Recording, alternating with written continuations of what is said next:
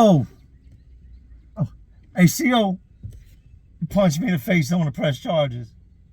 And why y'all laughing? No, I want him to go to. What you mean I can't send him to? We are in jail.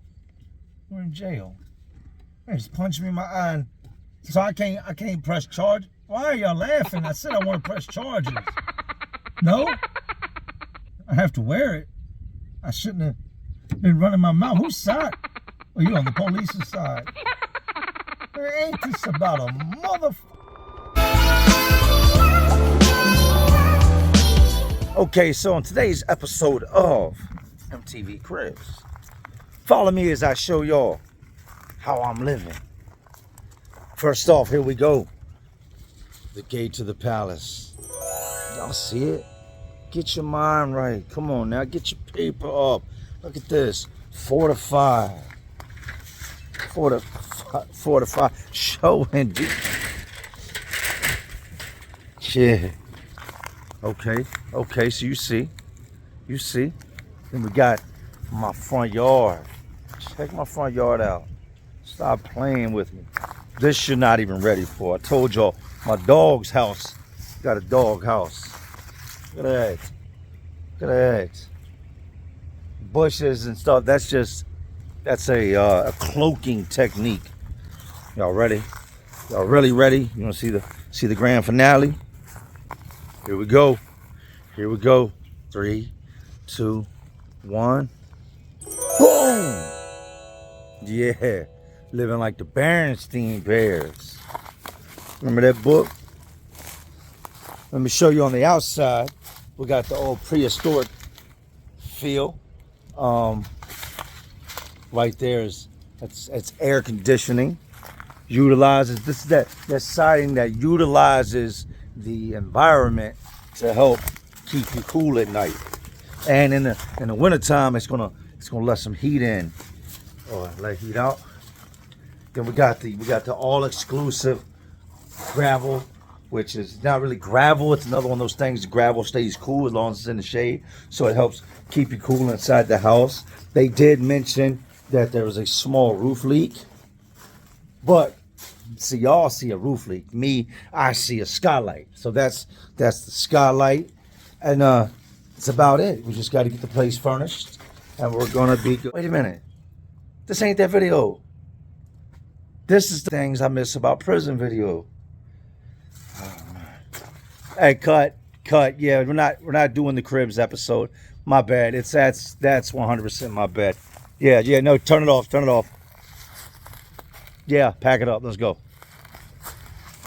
Now you already know what it is. Jay Williams, Let's Live Life, and we're back. Somebody recently asked me a question.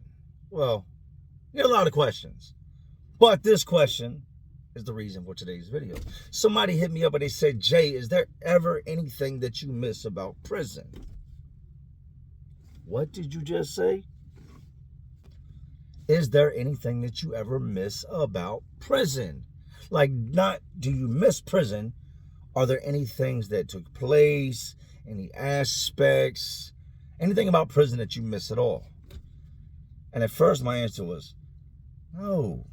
I do not miss prison. But then when I got to thinking about all the different things, the daily routines, I had to stop and say yes. Now, do I miss being locked up? By no means. No.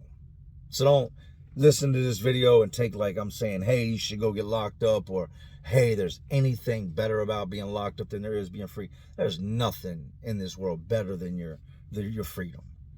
But there are some things that, when you look back on it, you're like, that was actually a good thing. So today I'm going to give you 3, 1, 2, 3 things that I miss about prison. No, it's not glorification. No, it's not meant to make it seem cool. It's just an honest answer to a question I got. I got a lot more questions that I could get on here and address, but some of them are really weird, so we're just going to pretend that they didn't send those questions. But 3 things that I can say I miss about being incarcerated. I could do 3 things that I learned from being incarcerated, 3 things that were good about being incarcerated, 3 things that were bad about being incarcerated. But instead, this is 3 things I miss about being locked up. 3 things that stand out to me when I think about being locked up. That if I could take those things at moments and drag them into society with me and utilize them, oh, there would definitely be some days that I'd say, you know what, I'll take number 2. I'll take number 2 for the day. Yes. What'd you say? Oh, he's running his mouth. And I'm gonna take number 1 also. Remember the number 1 thing I missed? Yeah, I'm gonna use that today out here in the real world too. There are gonna be some times you're like, man, if we were locked up, you know what I would. Woosah, play with the ears, play with the ears. With all that being said, you know how to seen it, you know how to lived it, so let's relive it. Okay, right off the top, coming in at number 3 is respect. Believe it or not, even though you're surrounded by just crudball, dirtbag, bottom of the barrel type people, prison's a very respectful place. And there's a lot of reason to that. Guys ain't got time to be dealing with the nonsense. You got men that are really never going home. This is home. This is what they call home.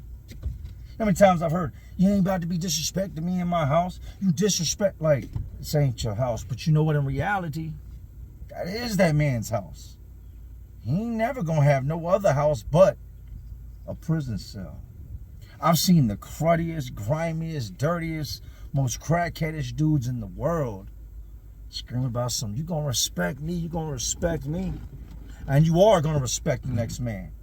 Unless you're the type of dude that likes to walk around with teeth missing or fractured head or broken bones, like, you're gonna respect the next man.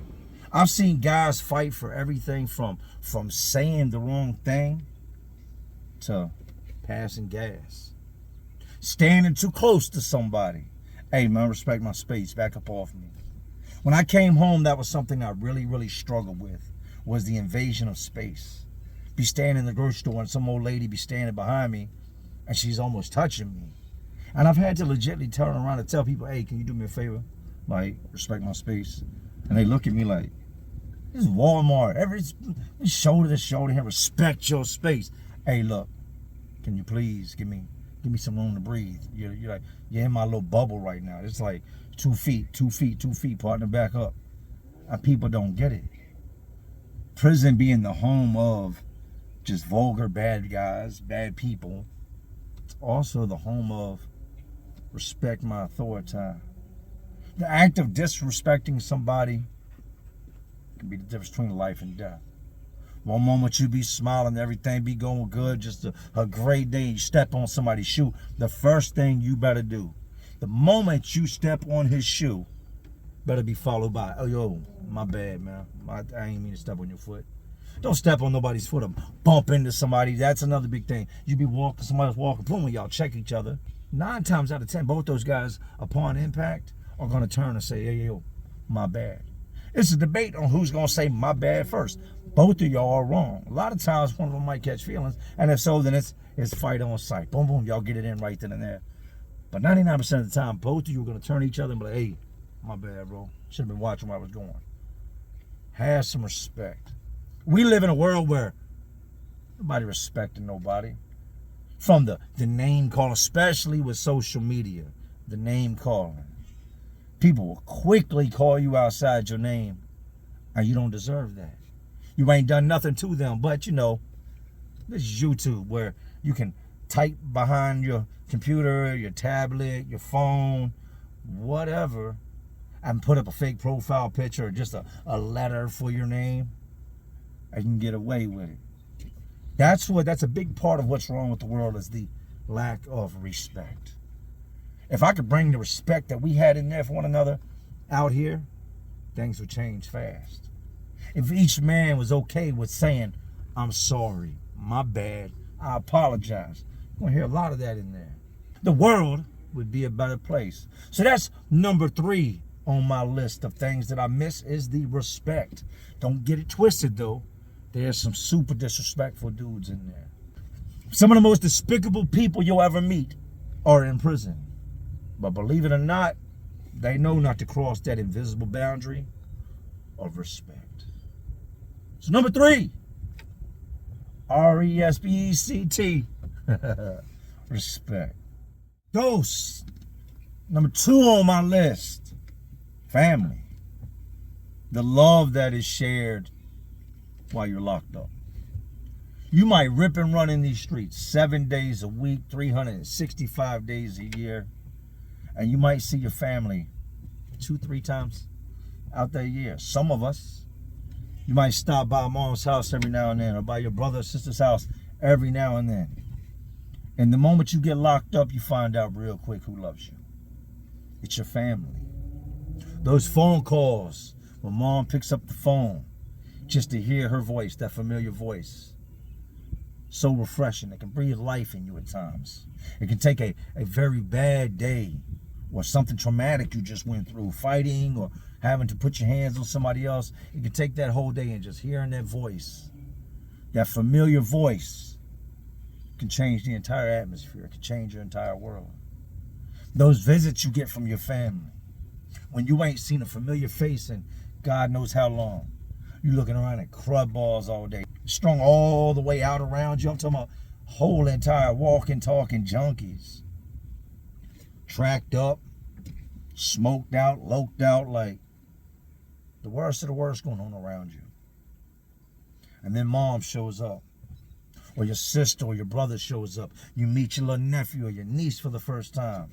The interaction with that child, that love that you get from the family, there's nothing like it. Then we get out here and life takes over. It's crazy. For me personally, I was closer to my family when I was locked up than I am now that I'm free. I was closer to my family when I was in the streets, wrecking havoc, running wild, in and out of the jail, locked up on a consistent basis, showing up to the house beat half to death. That's when I was closest to my family. Now that I've come out and I've chose my own path, I do what's right. I abide by the law. I work every day. I take care of my family. Well, me and my blood family, the ones that I'm related to, not my wife, not my kids, but mother, brother, sisters, we're all divided. We don't talk. I haven't talked to my mom now since, it's been a while. A little comment made its way back to me. If y'all wondering why, a comment made its way back to me, right? Something along the lines of, I'm not going to answer the phone. I'm not going to answer any text messages that he sends. That messed me up. I miss my family. I miss the love we had for one another while I was incarcerated. Those letters, they meant the world to me. Answering that phone, it meant the world to me. Just seeing each other and hugging and embracing and saying I love you and knowing that it was genuine, it meant the world to me. I'm home. I'm doing better than I've ever done in life. I'm crime free. I put everybody else before myself. And the only family I have to share it with is the family that I've created. The family that I once knew, the family that I grew up with, my original family, my blood. We don't talk. So that's number 2, man. Love your family. And for some reason, when we're incarcerated, that's when we love each other the most. I will say this, even though we don't talk, if you guys are watching, I love y'all. And I want to say thank you for always being there for me when I needed you. I don't think I'm better than anyone else. I'm just living my best life. And if that makes me a bad person, then hey, say hello to the bad guy. Number 1, number uno. I couldn't wait to get to number 1. Number 1 is by far my favorite. When you're locked up, you can't call the cops on me. Oh no, you can't call the cops on me. Do all this talking. Run your mouth. Entice me. Call me out. Threaten me. We're going to see each other.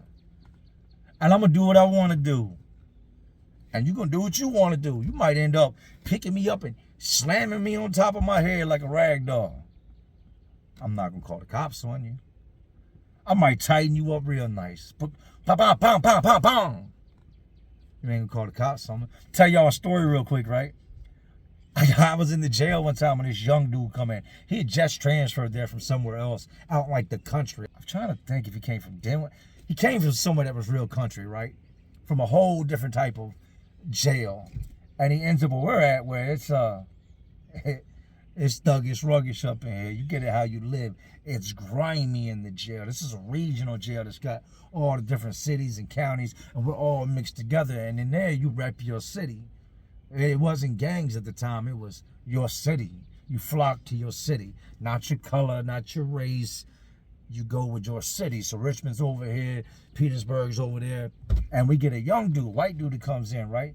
And he's telling me, man, I really throw these things in the streets. One of them dudes, right? You can tell the dude can't fight. Just in the way he be acting like when he squares off somebody, I look down at his feet and be like, man, you could push that dude over. He ain't even got his feet separated, right? He throws his hands up, don't he? He ain't got nothing to block his face. I could tell the first time this dude gets into it with somebody, he's going to get whooped. He does all this barking, all this mouth. And I've seen it before. You know the type, loud as a motorbike, but wouldn't bust a grape in a fruit fight. He gets to fighting with this dude. Messes him all up. We had a barber shop in there, right? It's called a multi-purpose room, but it's the barber shop. It's just an empty room on the top tier. So the young dude gets into it. Another dude goes in the multi-purpose room, and dude beats him all up. Well, the guards come up while they're fighting, and this shift is awesome. They're not known for locking dudes up. They're not known for sending dudes to the hole. And this dude is on there, and he's on old boy, and he's just whooping on him. Bong, bong, bong. And this dude's trying to block, so the guards come running in there, and we see them, right? But we can't. They're already on the way in to break the fight up, so we just kind of peel off like we ain't seeing nothing going on, right? And the guards over there and pull him up. Hey, stop, stop. And the dude gets up. Man, don't put your hands on me. Hey, I'm going to press charges.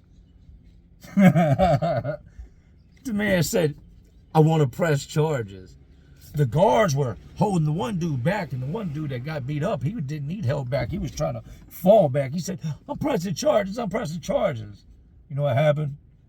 The guards looked at him, looked at each other, looked at the dude that beat him up, and they all started laughing. This dude was standing there crying, all lumped up after he done called dude out, after he done ran his mouth. No, I'm being for real. Like, we need to call the police. I want to get the police involved. I want to press charges on that man for assault. The room busted into laughter. He said he was, hey, he gonna press charges on you. Hey, homeboy, you going to jail. Yeah, you going to jail for real. You beat dude up. He said, we're in jail, dummy. That's something that I miss. Even though I understand the purpose of the cops being here and why some people or civilians need to call the cops, I like the fact that in there you can be held accountable for what you say. Yeah. And you can't threaten to have me locked up. Nope. You can't call the cops on me. Call the cops. Go over there to that payphone that's on the wall and dial 911 and see what happens. It's going to say, please continue entering your PIN number. 911 don't exist on these phones. The days of having somebody locked up because you ran your mouth and then got beat up, them days are behind you. I think a whole lot of guys need to do at least a day, maybe a week in jail and get that attitude adjusted. Have somebody reach out and touch them like AT&T, long distance with it. Boom! And see what it is to run your mouth and actually have to deal with the blowback from it. To not be able to threaten them with charges. I'm going to put charges on you. Oh, I'm going to put charges on you. I ran my mouth and the outcome is you can't do anything to me. I'm going to put charges on you.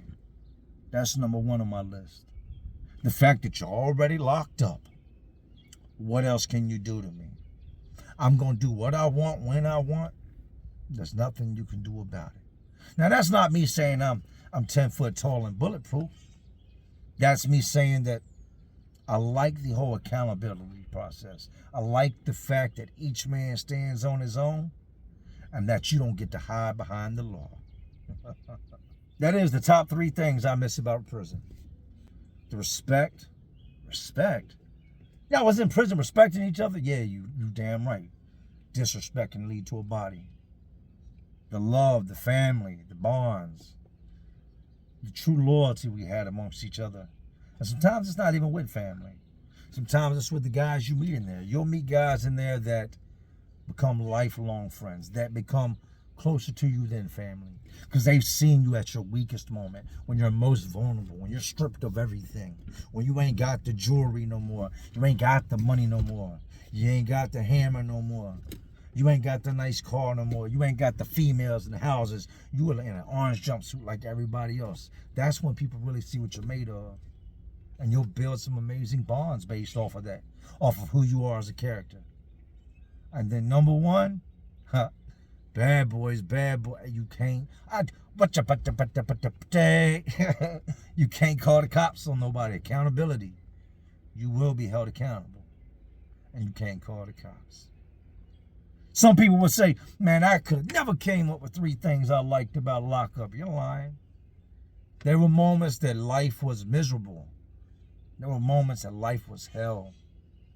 It was unbearable. Mentally that's the biggest war, is the mental war. But there's nobody on here that's ever been locked up, that's done time, that's not going to sit here and say that at some point or another they didn't smile. And that if you stop to think about it, you can't find something that you miss about the lockup. That's my list. As y'all know, it is Monday, beginning of the work week. Y'all like my crib? What's sad is that I got people that hate on me and that live in, don't even have a crib, would gladly live in that shack. There was a time that I didn't have much to offer the world, and I would have definitely been happy to have that shack. I'd have went right up in there with my backpack and called it home for the night. But we've excelled. We've evolved. It's not who we are no more.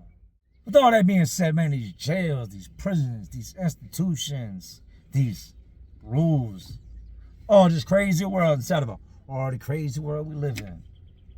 And with that, y'all already know what I'm doing. Just trying to keep y'all entertained. Oh, you're not entertained? And like always, this is Jay Williams. Let's live life. To all my real ones. There are some real ones watching. Because y'all still watching me. Man, y'all know how we do. Salute.